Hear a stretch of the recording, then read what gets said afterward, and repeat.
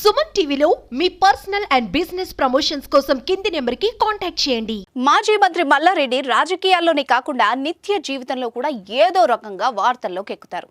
తాజాగా మల్లారెడ్డి కాలేజ్లోని హాస్టల్లో అన్నం బాగోలేదని విద్యార్థులు తీవ్ర స్థాయిలో నిరసనకు దిగారు.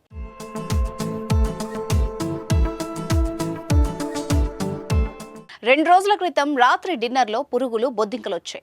దీంతో ఆగ్రహించిన విద్యార్థులు హాస్టల్లో అర్ధరాత్రి వరకు పలు విద్యార్థి సంఘాలతో కలిసి ధర్నా నిర్వహించారు. దీనిపై స్పందించిన మల్లారెడ్డి స్వయంగా హాస్టల్కు వచ్చి ఫుడ్ను పరిశీలించారు. అలాగే విద్యార్థులతో ముచ్చటించారు.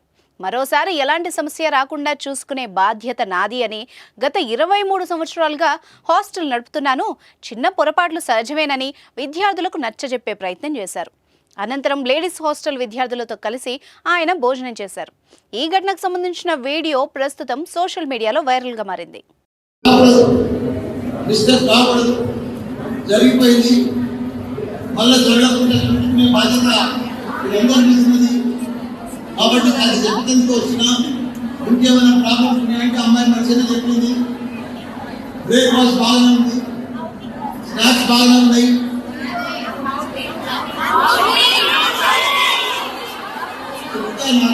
ప్రాబ్లమ్స్ అంటే నాకు తెలుసు.